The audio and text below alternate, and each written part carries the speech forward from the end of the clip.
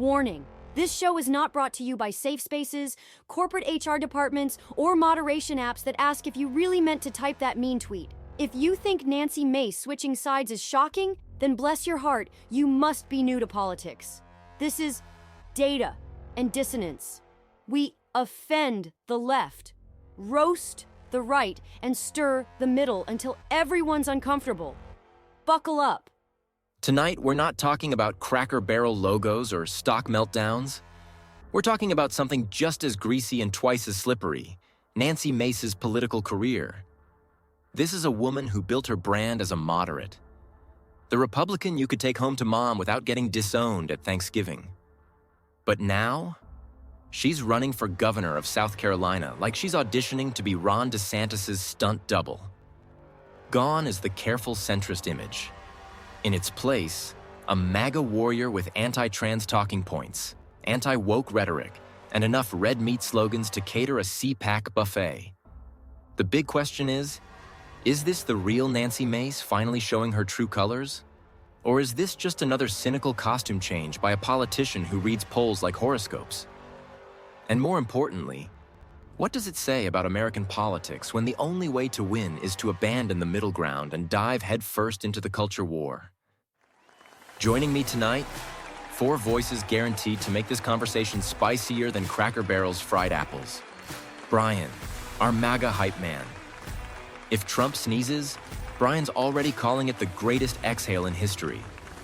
He's probably got Nancy Mace's new campaign signs on pre-order, laminated and framed for his living room. Daniel, the conspiracy board general. He's the guy who thinks Nancy Mace's campaign wasn't her idea, but a Pentagon psyop written on the back of a Bilderberg cocktail napkin. Rachel, the independent who is more balanced than a gymnast on Red Bull. She'll be the first to call out a flip-flopper, and Nancy Mace is flipping harder than a short-order cook at Waffle House. Skyler, our progressive green. He sees Nancy Mace's new rhetoric not as politics, but as cruelty with a campaign slogan stapled on top. He's already drafting the change.org petition. And me, Artie, your host, referee, and occasional instigator, trying to keep this food fight from turning into an all-you-can-eat brawl. And judging by tonight's topic, I might need a whistle, a helmet, and a stiff drink. Tonight's episode is brought to you by the Caleb Rourke Thriller series. Book 1, The Covenant Protocol. Book 2, The Prophet Directive. And this December, Black Echo Rising. If you like conspiracies, shadow wars, and heroes who fight in the dark, grab your copies now on Amazon.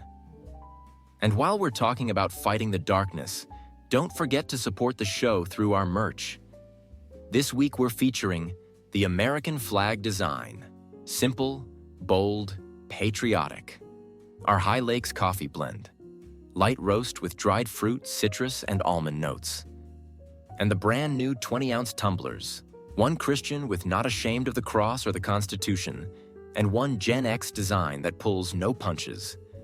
Grab them all now at dataanddissonance.printify.me. All right, let's set the stage. Nancy Mace has always been one of those Republicans you introduce with an asterisk. Conservative, but she built a career being the moderate voice, surviving in a tough district by being just moderate enough to not scare independents. But moderation doesn't win anymore, not in this climate. So now, as she runs for governor, she's throwing moderation into the shredder, slapping on the MAGA jersey, and running straight into the culture war like she's calling plays at CPAC. She's railing against trans rights, bashing the woke agenda, and branding herself as the conservative crusader South Carolina apparently deserves. To some, it's courage. To others, it's cosplay. The stock market punishes logos. Voters punish authenticity. So, what's Nancy doing here? Is this the real her, or just another rebrand in America's endless political costume party? Let's find out. Brian, I'll start with you, because I can already see the MAGA grin stretching from ear to ear. Nancy Mace has gone full Trumpian warrior. What's your gut reaction? And don't say about time, because I know that's your line. Yeah, Artie, you nailed it. About damn time. Look, moderation is political hospice care. You go moderate when you've already lost the will to fight. Nancy finally woke up and realized you can't tiptoe your way through American politics anymore. You pick a side, you fight, and you swing hard. She's finally fighting for the people, against woke insanity, against cultural Marxism, against all the garbage the left keeps dumping on this country. I don't care if it's a flip. She flipped to the right team, and that's all that matters. So basically, Brian, you don't care if your quarterback used to play for the other team, as long as she's throwing touchdown passes now. Got it. Let me ask you this. Some folks say this is just opportunism. Isn't that a little swampy? Listen, politics is about winning. Opportunism in the right direction isn't a sin. It's strategy. And you know what?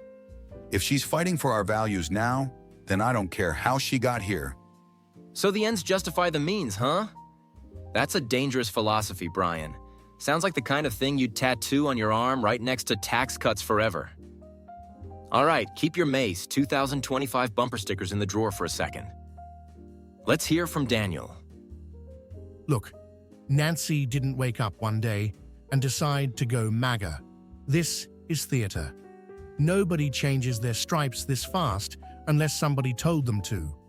Donors, strategists, deep-pocketed interests. They wrote the script, and she's just playing the role. The culture war isn't organic anymore, it's manufactured. And Mace flipping overnight is proof. She's not leading, she's auditioning. So in your head, Daniel, this wasn't Nancy Mace deciding to run for governor. This was a casting call.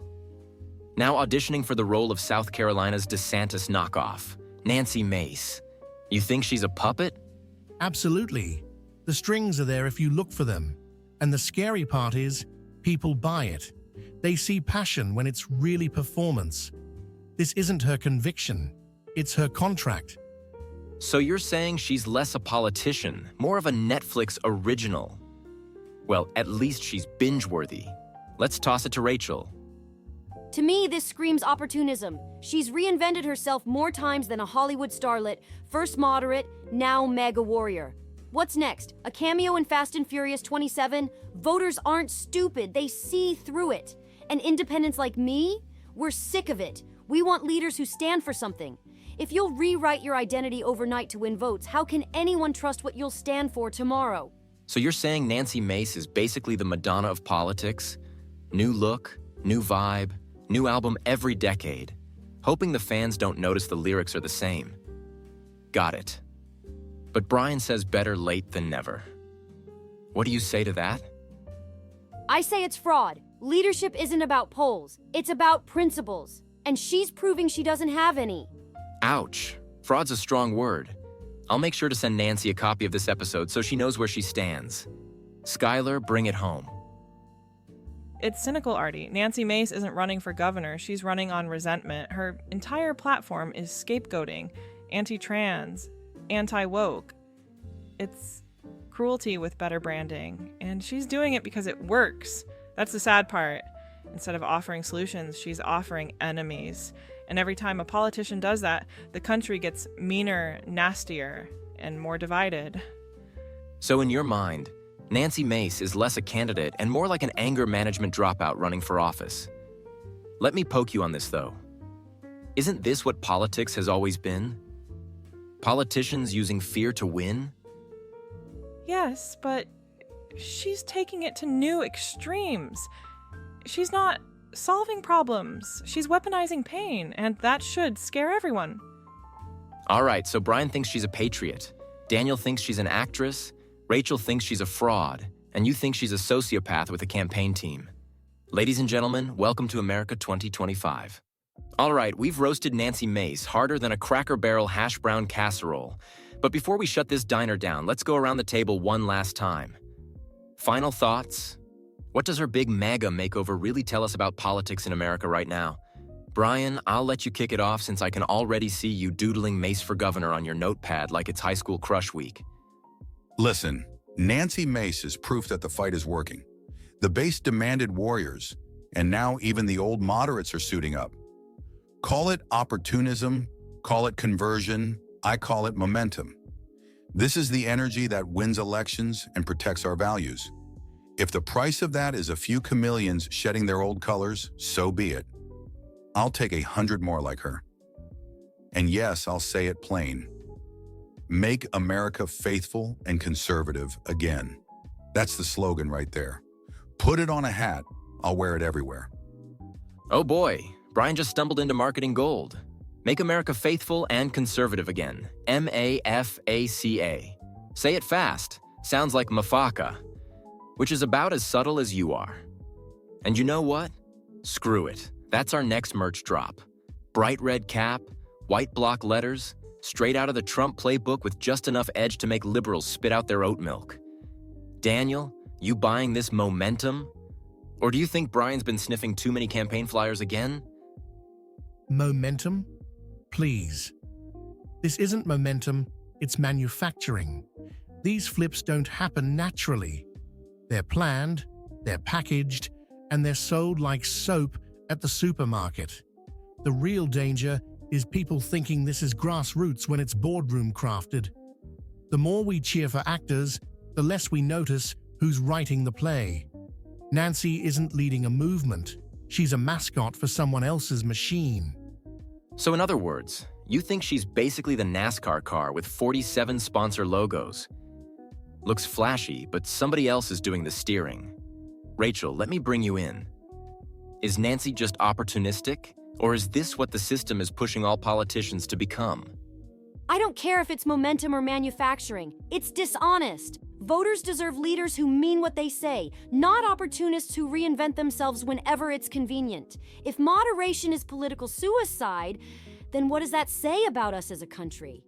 That we'd rather cheer for extremes than reward consistency. That's not strength, that's dysfunction. Nancy Mace didn't change because she found conviction. She changed because we've created a system that punishes integrity.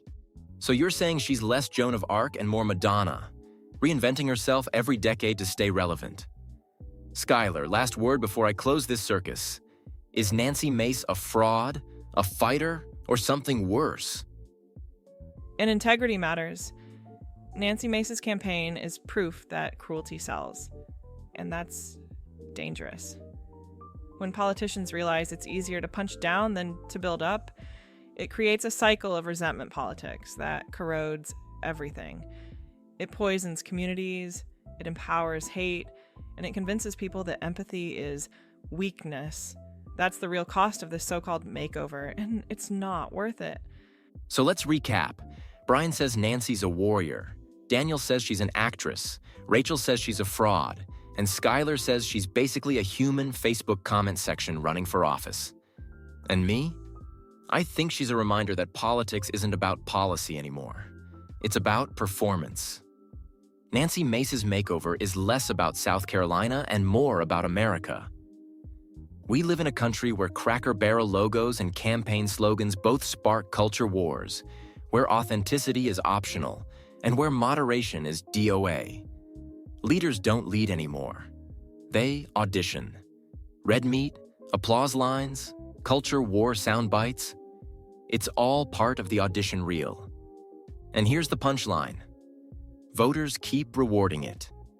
We say we want honesty, but we vote for the best performance. So maybe Nancy Mace isn't the problem. Maybe we are. Because if we keep treating politics like reality TV, don't be shocked when your governor's audition tape looks more like The Bachelor than the Federalist Papers. So here's my advice. Keep your eyes open, your BS meter calibrated, and your coffee hot.